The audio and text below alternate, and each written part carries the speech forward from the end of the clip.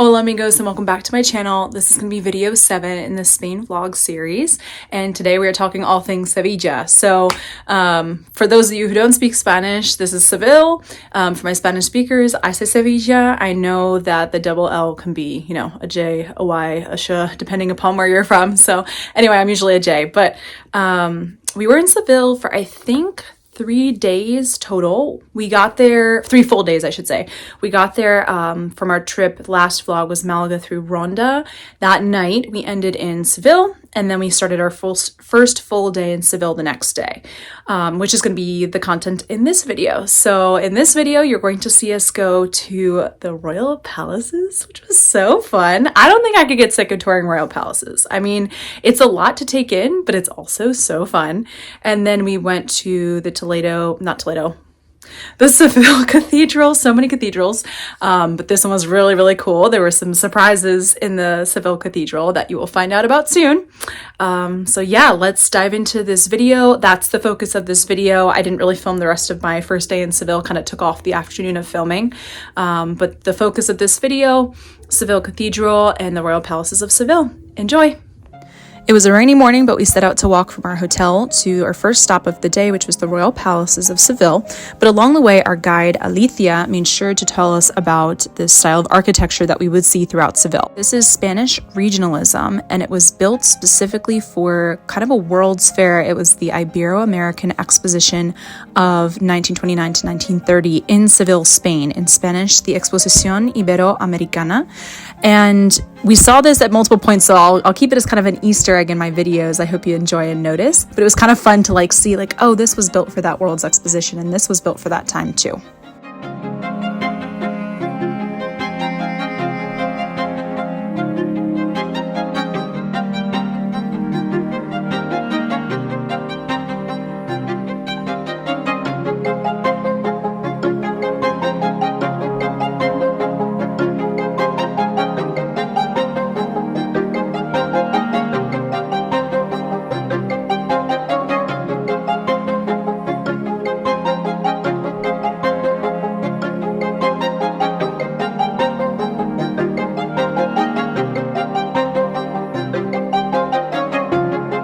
So I'm editing piece by piece right now, and I just came across a painting that you're about to see, and I want to provide a little background to this. So in the painting, you're going to see it's the death of Ferdinand III. So not Ferdinand and Isabel, they came much later in Spanish history, but there was this guy, Fernando III, Ferdinand III, who was a king in Spain, and a very much beloved holy man, and he became a saint in the Catholic Church, so he's known as San Fernando III. I might be messing that up. I'll put it in there for you so you can see. But anyway, I want you to remember, if you've stuck around, you've been on my channel, there's a video long before I did vlogging a little bit more intentionally than I do now, when I went to visit Miami and San Antonio in the same year. And we went to the cathedral in San Antonio. That is the Cathedral of San Fernando. And so that was just putting all the pieces together of, wait, now we're in Spain where this guy comes from. There's statues to him everywhere. Yeah, I was like, oh, this is such a cool moment. So anyway, this is the same Ferdinand, and this is a painting of his death, as written from the memory of his sons. The painting was done by this artist, Virgilio Mattoni, and it was, maybe he's Italian, Virgilio Mattoni, I don't know, don't come after me. The painting was done based upon the records that his son had written about his father's death and what it looks like in that moment. So anyway,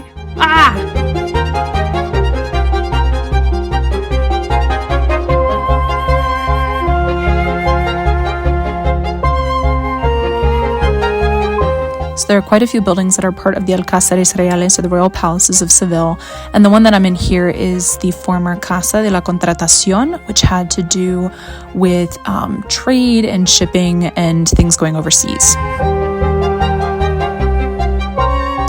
Here we are entering the area of the Palacio de Pedro I. So this is another Spanish king.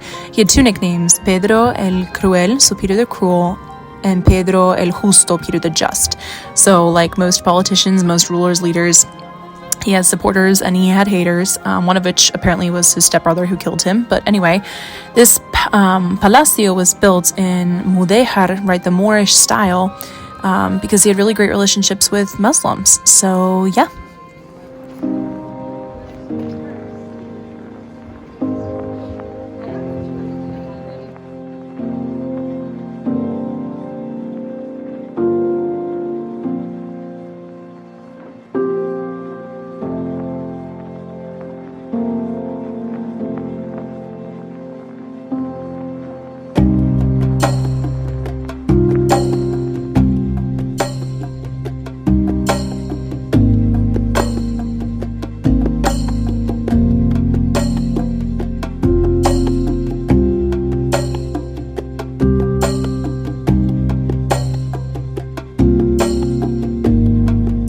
So I don't want to get it wrong. It's one of these rooms, not the Salón de Embajadores, but Isabel and Ferdinand's son Juan was born in the Palacio Mudéjar, and it's one of these rooms.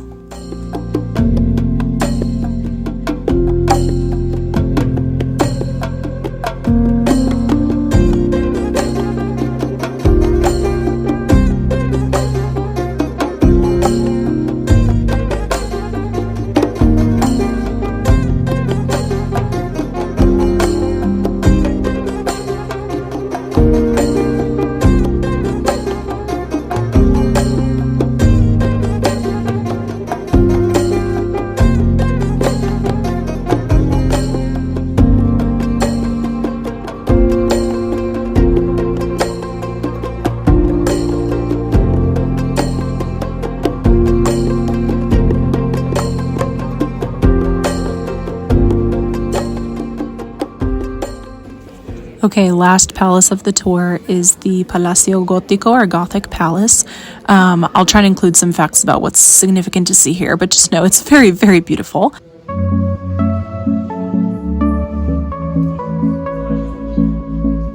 So fun fact, Seville has kind of a theme color. It's called albero, and it's this warm yellow color, and you're going to see it everywhere. And this also had to do with the World's Fair and kind of having this unifying theme. So a lot of buildings have this color on it and in it. In 1929, they celebrated a lot of different events, and they wanted to commemorate the wedding of Miriam. So the Gothic Palace was built by Ferdinand III's successor, who was his son Alfonso X. And it was built in Gothic style because apparently, I read up on this a little bit, Alfonso didn't love the Muslim palace, and he wanted to show kind of the triumph of Christianity over Islam, and etc., etc. So this is his palace, and in this room we are in the tapestry room, and wow. Coming up on the wall, you're going to see a tapestry with the crest of Isabella de Portugal, who married Carlos V, Charles V, yeah, that Holy Roman Emperor guy, right here at the Palacio Gótico.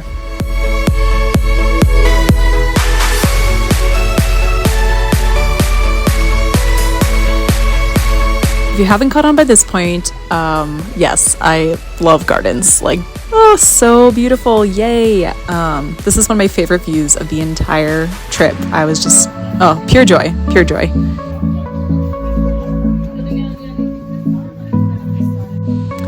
There are the Mudéjar gardens, so the traditional Moorish style gardens, and then there's also English style gardens. And my memory is that the English style gardens have grass, and I don't have any clips of those.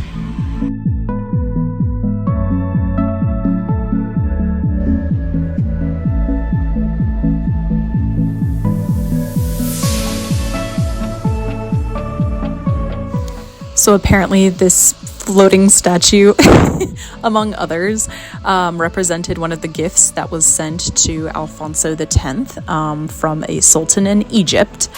And yes, he sent him like an actual alligator, and the remains of the alligator are supposedly in that.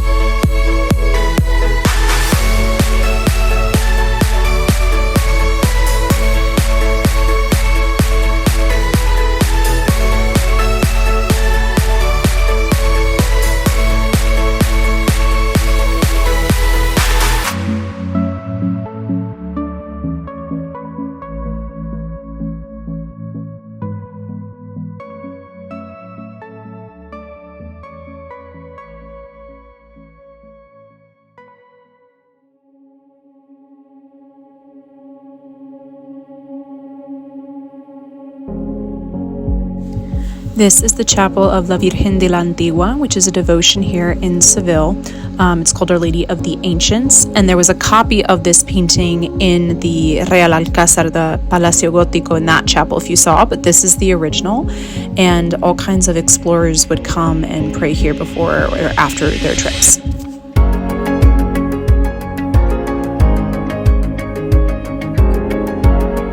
So under the watchful eye of St. Christopher there on the wall are the remains in this casket of Christopher Columbus. So Alicia was telling us that his remains had been moved multiple times. Santo Domingo in the Dominican Republic believes they still have his remains, but they have tested the remains in the Seville Cathedral and proved that they are indeed Christopher Columbus's remains. And they are in this casket ported by the statues of kind of four pallbearers, so to speak, representing the four kingdoms of Spain at the time when Christopher Columbus was alive. And you'll see that on their clothes, there's like different symbols representing the kingdoms. But anyway, I was like in shock because all of a sudden there were Christopher Columbus's remains, and I had no idea they were in the Seville Cathedral. But apparently this was due to the wishes of his son, who is buried there as well.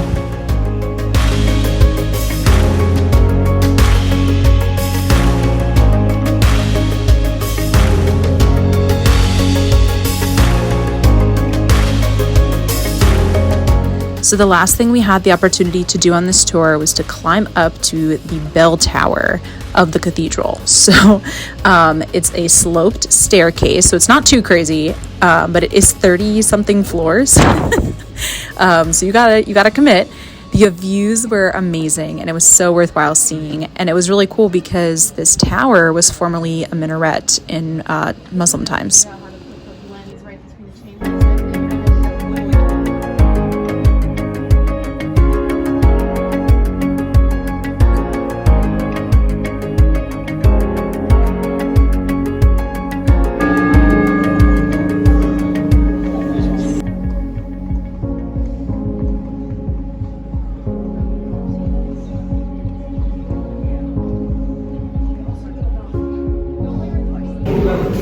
Just walked up, so now we are walking down. An important fun fact to know about this tower is it has a nickname, La Giralda, in honor of the weather vane that's on top of it. So that means weather vane in Spanish, Giralda. And yeah, we made it up, we made it down, and it was amazing. And we concluded our day just looking at the gift shop. One of the teachers on the trip is a photographer, so he obliged me a photo shoot in the patio, the courtyard of the church under the orange trees. Some of my favorite photos from the trip, so thank you, Dr. Miller, for that. That was amazing. Yeah, we loved this. We had such an amazing day, at least I know I did. So I'll catch you in the next vlog, and thanks for joining me for this one.